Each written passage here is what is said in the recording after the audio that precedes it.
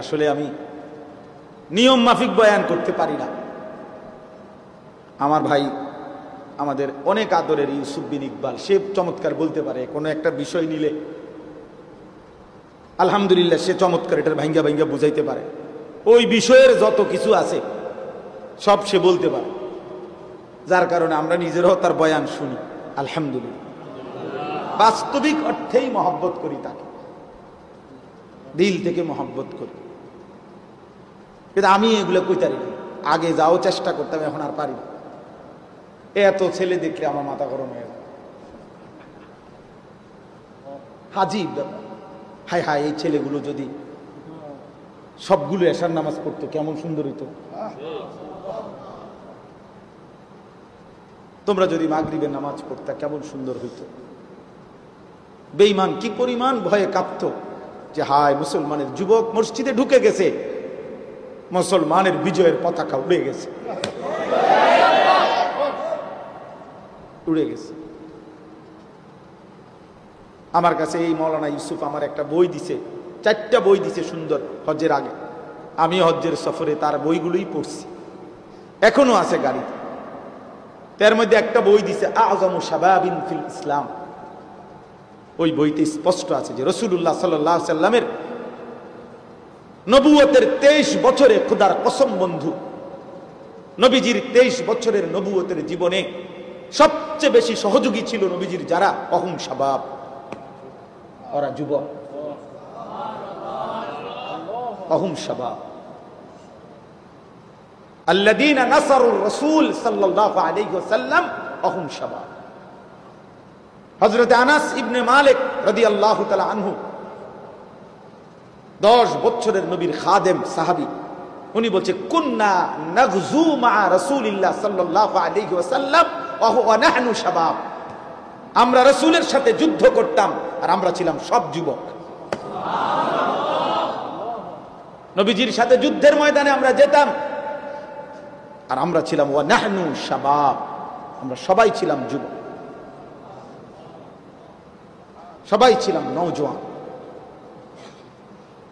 এজন্য দোস্ত, এটাই মূল কথা।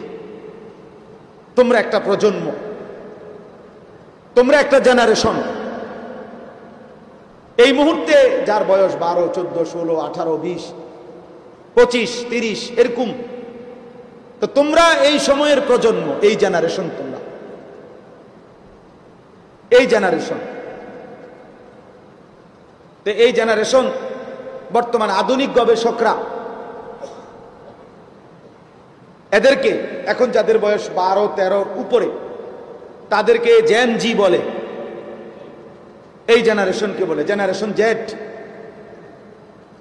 আর 12, 13 নিচে যাদের বয়স, এরা আলফা জেনারেশন। তো এটাও গবেষকরা, আধুনিক শিক্ষিতরা এটা ভাগ করছে। তো মূলত তোমরা একটা প্রজন্ম, তোমরা একটা জেনারেশন।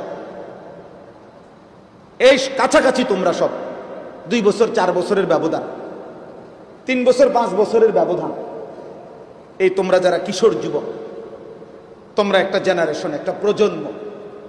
আর একটি প্রজন্ম মানে একটা জেনারেশন 2 রকম হয় আরবিতে। একটা হলো খালফুন আর একটা হলো খালাফুন। একই শব্দ, শুধু উচ্চারণের মধ্যে একটু ভিন্নতা। মাঝখানে একটা লাম আছে, এই লামটার মধ্যে যদি সাকিন হয় তাইলে হলো খালফুন, আর যদি লামের মধ্যে জবর হয় তাহলে হলো খালাফুন, আরবি শব্দ। এই খালফুন যদি লামের মধ্যে যদি জবর সাকিন হয়, জজম হয়, তাইলে হয় মন্দ প্রজন্ম, নিকৃষ্ট জেনারেশন, মন্দ প্রজন্ম। আর যদি হয় খালাফুন, লামের মধ্যে জবর, ইয়াহমিলু হাদাল ইলমা মিন কুল্লি খালাফিন উদুলুহু, এই খালাফ লামের মধ্যে জবর, তাইলে হয় উত্তম প্রজন্ম। তো কোরআন এবং সুন্নাহর মধ্যে আল্লাহ তাআলা এবং নবীজি সাল্লাল্লাহু আলাইহি সাল্লাম একটি প্রজন্মের, একটি জেনারেশনের উত্তম কারা এটাও বলছে। কোরআনুল কারীমের মধ্যে আল্লাহ তাআলা নিকৃষ্ট প্রজন্ম কারা, মন্দ উত্তরসূরি, নিকৃষ্ট জেনারেশন কারা, এটাও আল্লাহ তাআলা বলছে। তো আমি সূরা মারইয়াম 17 নম্বর পারা 19 নম্বর সূরা, সূরা মরিয়ম। এই সূরার 59 এবং 60 এই দুইটা আয়াত করছি। এই দুই আয়াতের মধ্যে আল্লাহ তাআলা 59 নম্বর আয়াতের মধ্যে খালফুন কারা, মানে মন্দ প্রজন্ম, নিকৃষ্ট জেনারেশন কারা। একটি সমাজের মধ্যে ওই সমাজের নিকৃষ্ট জেনারেশন, মন্দ জেনারেশন, মন্দ উত্তরসূরি, মন্দ সন্তান কারা, আল্লাহ তাআলা এখানে বলছে ফাখালাফা মিন বাদিহিম খালফুন। এই যে খালফুন, ওই লামের মধ্যে কি সাকিন, এই আয়াত।